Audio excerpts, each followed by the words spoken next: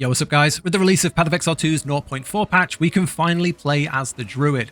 And I've got to say, this has probably been some of the most fun I've ever had in the game. Just running around as a werewolf on all fours, pouncing on enemies, the big ice slashers. It's just been incredibly fun. So today I want to talk about my Ice Freeze Werewolf build. I use this for leveling from all the way through level 1, all the way through the campaign, and now I'm using it in maps, and it has held out the entire time. It just gets better and better and better, and stronger, and I think this is probably one of the best ideas of a leveling build because it has everything you would need. It has really good mobility from the start because you have the werewolf passive movement speed, which lets you move faster. It has the pounce, which lets you jump from pack to pack.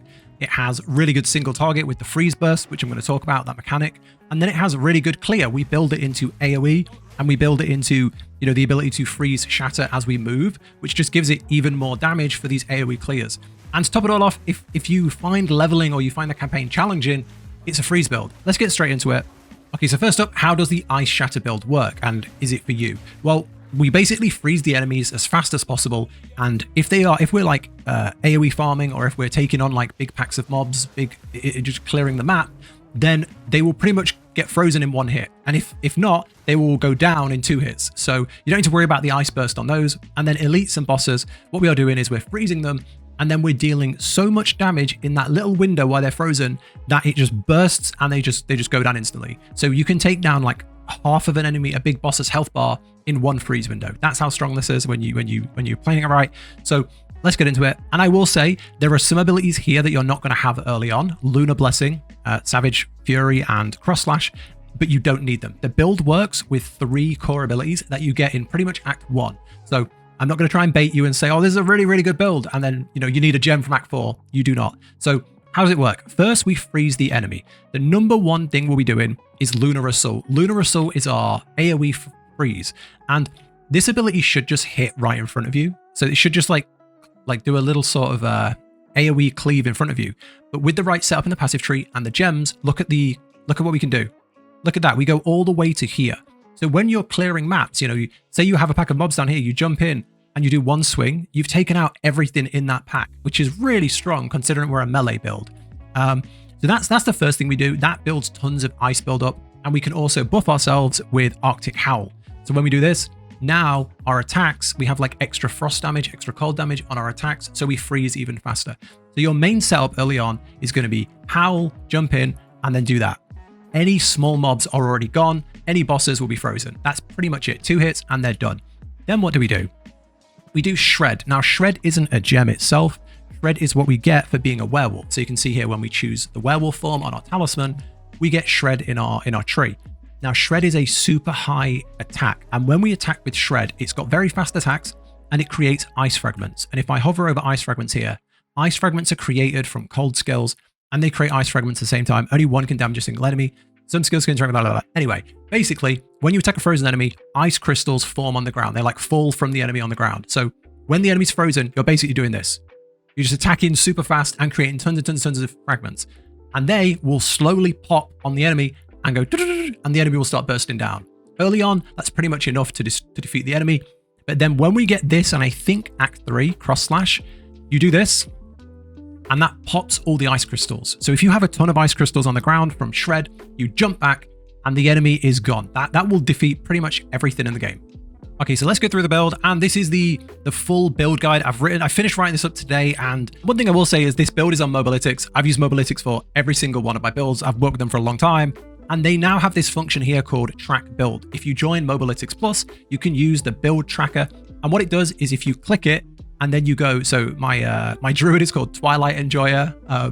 If we click that, it will track your character to the build, and you can choose what act you want to track. So for example, if I wanted to track Act 3, you would track to Act 3, and it will show you how far off. Next thing you should work on is getting this notable, getting this support gem, getting this ring, and then as you go through, it will say like, you've got the movement speed, you have the increased physical, you have the levels to melee skills, you should probably get extra physical damage. So it's really useful if you struggle with, seeing exactly what you need to do. One quick look on here and you can see what gems you're missing. We go to Act 4 and, track variant on Act 4.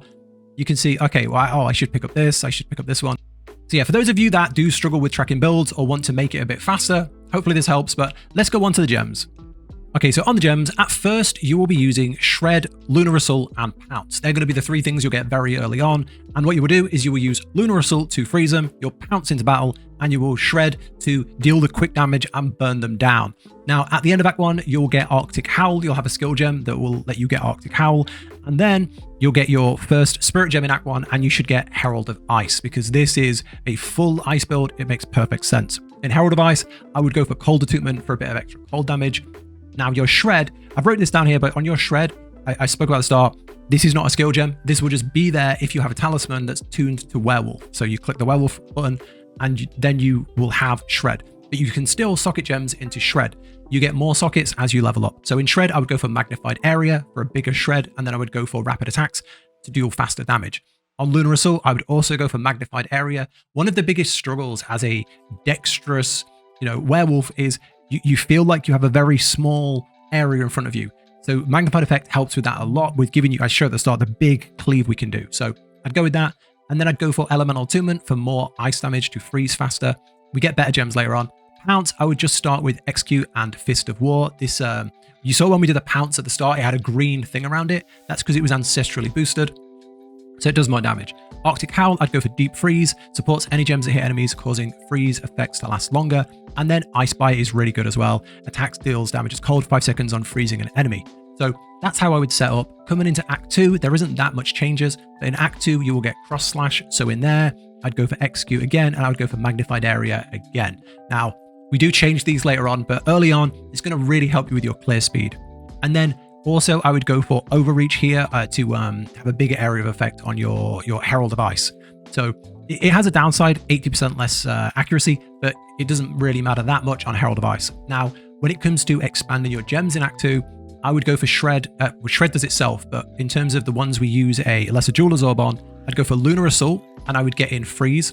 So supports any gems that hit enemies, and 50% more freeze build up. This is the key thing as we start getting into bossing in Act 2, more bigger elites that have bigger health pools. That's going to really, really help you. And then Arctic Howl, I would go for Raging Cry. Now, this isn't a bear build, so we're not really using Rage, but Rage gives you a passive attack boost. It gives you a passive damage boost. So having more Rage, having more maximum Rage is really, really good. And we have ways in the passive tree to generate more Rage over time from our attacks. But this just helps gives us like an instant Rage boost. And then as you're coming into Act 4, the interludes and early maps, here's what you want to be moving your gems over to. As you start leveling up your skill gems, you can start getting the support gems. You want to be going over to the rank 2 of things and the rank 3 where possible of things. Some rank 3s have a downside that you don't want to take, but usually you will stay at rank 2. So it's all in the build guide, but here's what we're looking at. So on Shred, you'll have like 4 and then eventually 5 slots. You want to go for Rapid Attacks 2 for 25% attack speed. You want to go for Rage 3 for 5 Rage on hit. You want to go for Magnified Area 2 for 45% increased area. And then you want to go for Close Combat 2, 30% more attack damage to enemies within 1 meter of you. Shred is mostly what we're using when we're right in front of the boss, so you can go for that. Lunar Assault is our big freeze, the big, huge AoE freeze. You want to go for Magnified Area 2. You want to go for Elemental Armaments 2 for elemental attack. Freeze for freeze buildup, and then Brittle Armor, which means when you freeze the enemies frozen by you have their armor broken, equals to 100% of your physical damage. Now, this is a cold build, but we stack physical damage because the way this build works is it converts the physical damage to cold. So this works really, really, really well. And then Pounce, I would go for Freezing Mark. So I'll talk about that. The way this is designed is that when you pounce on an enemy, it puts a mark on them, and then when that mark is used, it will summon a wolf.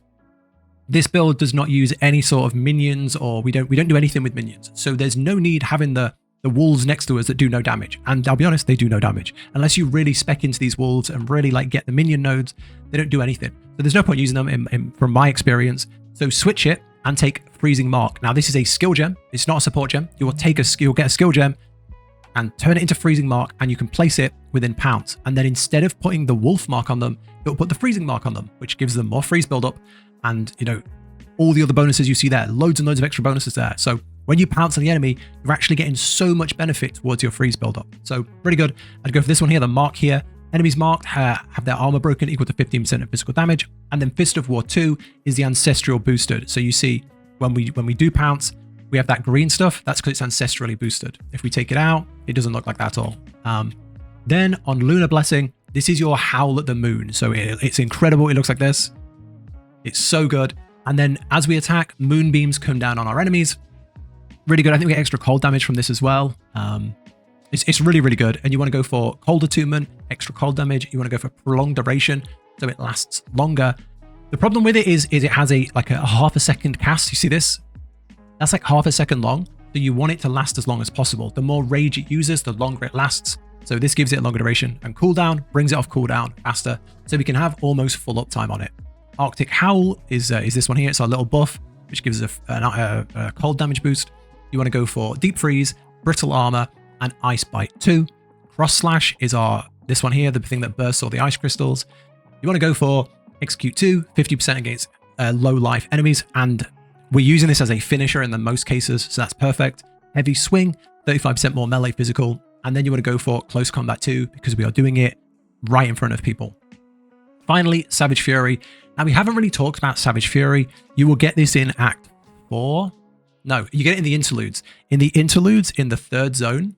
So, yeah, you get it here. You get it here in Cryo Village off of Lathara. So that's where you get your final 40 spirit.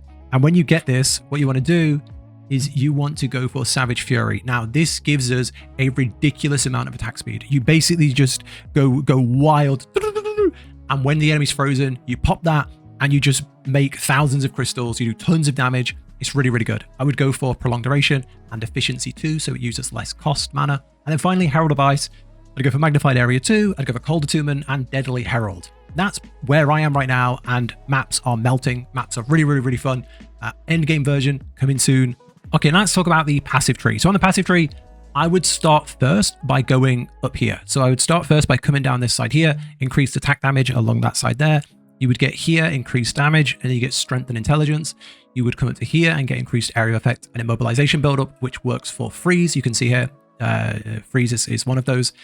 Come and get this one here, increased armor. Armor also applies to elemental and some more strength and intelligence. We are very tight on attribute points in this build, so you want to be getting as much strength intelligence as you can. You also need some dex as well.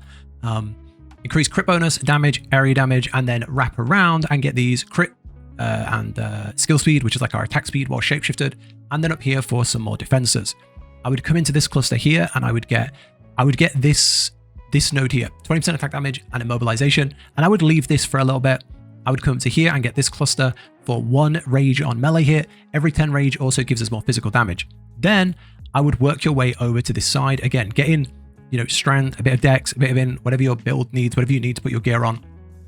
And I come up here and I get this piercing cluster here, increase spell speed, skill speed while shapeshifted, physical damage, and damage penetrates elemental resistances. I'd come to here and I would go on the right side for melee damage, rage while shapeshifted, rage on melee hit, and then max rage while shapeshifted, which works really well with this cluster we got up here. And then I would come here, physical damage, and attack speed and physical damage. Coming along here, I would go and get this cluster, area of effect if you've defeated an enemy, increase area effect for attacks, and increase melee damage with hits at close range. I would get this cluster here for crit chance and attack speed while shapeshifted, and 8% of damage as extra cold. I'd skip this for now. I'd come along and I get these nodes up here in the dragon bit. Extra lightning damage, it's just more damage. And then this here, increased accuracy and increased elemental damage. And then I would get these here, penetrates cold, and hits have a chance to treat elemental resistances as inverted. Once I'd done that, I'd come back here and I would get these here, these defensives, where I wouldn't get these early because you don't really have good gear. But as you're getting into Act 4, that's where you'll be by the end. You want to be getting increased armor and increased energy shield from your equipped body armor. You can come and get the other side of this, the attack speed per enemy in close range, the extra dex. And then I've started working down now, and I'll update when I've got more. But there's some down here I'm heading to next. But that's how I would set it up as you're leveling. This covers pretty much everything you need. If you type in here and go on shape, you can see the shapeshift ones. If you type in rage, you can see which nodes are around rage. And if there's some you think are better, go for it. Druid's literally been out for a day and a half. So if you find something better, let me know. If you try something and it works better, let me know. And I'll update as I find better things and I try new things. But this is what worked really, really well for me in the campaign. And I'll let you know what works at endgame. In terms of the ascendancies, I've been slacking a little bit. You have a choice, Shaman or Oracle. And I'm going to be honest with you, Oracle, From what I've seen of the actual Oracle Ascendancy nodes, they don't look fantastic, but we have to try them, right? They didn't look fantastic at first glance. A lot of your value with Oracle is there is a thing in here that lets you see hidden nodes on the passive tree. And when you look at the passive tree like this, there's going to be like nodes here that you can get to, and nodes here, and there's like a big tree up here that you can get to. So a lot of the value from the Oracle is that you have all these extra nodes. However, I haven't tried them all. They look like there's some that are really good for minions. They look like there's some really good ones for the dragon. There's wolf pack builds viable with that. And, you know, when I've tried it, I'll let you know if it's good. But for right now, I just don't know. The Ascendancy nodes themselves, it didn't look great. And I haven't tried the passives. So for now, I went Shaman. Why'd I go Shaman? Because it's pretty much perfect. Shaman, regardless of how good Oracle is, Shaman is amazing. Shaman is fantastic. And this is why. If you get this node here, it's so good. Reactive growth, 10% less elemental damage taken. Amazing. Adapt to the highest elemental damage type each hit you take. This makes 3 little shields spin around you, which reduces the damage you take. And then you can get this one here after 5% of damage taken as cold, 5% of physical as fire, and lightning. So you basically get a 15% physical damage reduction, and then you get all of that turned into elemental damage, but you get a massive elemental reduction as well. So it makes you really tanky. And you might think, you know, that's not fun. I want to be a fast damage. You're in melee. You're in melee, and you're going to feel it. Some of these things are going to hit you, and half your health bar is going to go. So you do need to build into your defenses a little bit. So I think this is a really good defensive line. Secondly, I would go here as well. Turning of the Seasons. Enemies have exposure. Gain 10% of damage as extra damage of a random element. It's damage. Exposure means that, you know, our cold will actually we'll get more value from our cold, which is really, really good. So for your 3 points, I'm slacking a little bit. I need to go through the trials, but this is where I'm going next. This would be my first 3 point setup. In terms of the 4th point, I'll let you know when I know. This looks really good if you want to stack more, you know, spirit stuff like the spirit gems. And this looks really good in terms of getting things on your extra stats. So you can get like life. All of the resistance nodes can give you life and mana. There are some ways to get extra damage while shapeshifted. There's some very interesting stuff you can do with this. I'm still not sure what's best. You can also go here for some rage to spell damage, which I don't think is worth it in this build. You could go for Apocalypse, but I'll let you know once I've tried it which works best. But yeah, that's the Ascendancies. Okay, let's quickly talk about gear. It's a leveling build, so we don't need to like really min-max the gear here. You want to get a talisman. You have a wild choice of talismans. You can get pretty much any talisman you want. Most of them are just stat talismans. There are some that have like extra rage and stuff like that. I've just been using the Howling. It's been working really, really well for me. But you want to be getting a talisman, and you want to be clicking werewolf on it. And on this, stack physical damage. Just stack physical damage. If you've played Ice Monk before, you'll know a little bit of how this works. Stack physical damage. We then turn that to cold with our cold attacks. I think you can see here, it's if we go into like Lunar Assault, you can see here converts 80% of physical damage to cold. So we stack our physical as high as we possibly can, convert that to cold. You can have added physical or added cold damage as well on there. And you want to get levels to melee skills. So you can see we've got cold damage, physical, and +3 to melee skills. They're the things that are going to be really good for you that I would look for while leveling. If you can't find it, added lightning damage, it's more damage. If you've never played a melee build, get a good weapon. That's all I can say. Get a good weapon. You're in the monster's face, and we're not super tanky, so we don't want to be there for long. So get them defeated as fast as possible. A weapon is really important. With the Vow Temples, you get loads of the orbs that lets us socket items, Artificer orbs, so you can make sure you're socketing stuff. Chuck in a crap rune, you're leveling, doesn't matter, you're never going to use them. Put in a rune, a physical rune, a cold rune, whatever you've got.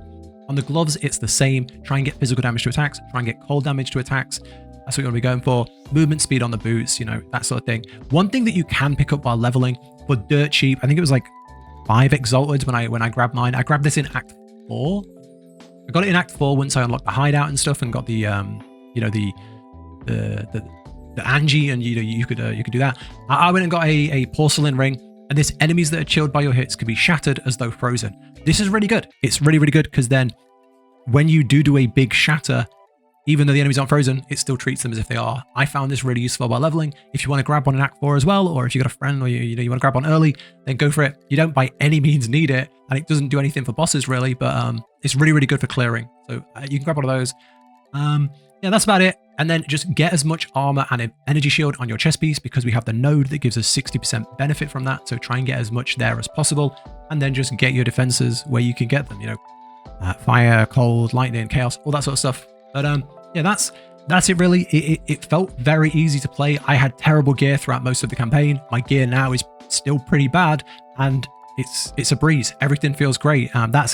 That's the build. Like I say, this is very early. I wanted to get it out as fast as possible for people that are still leveling, and maybe you're struggling with werewolf and you want a bit of follow a build guide.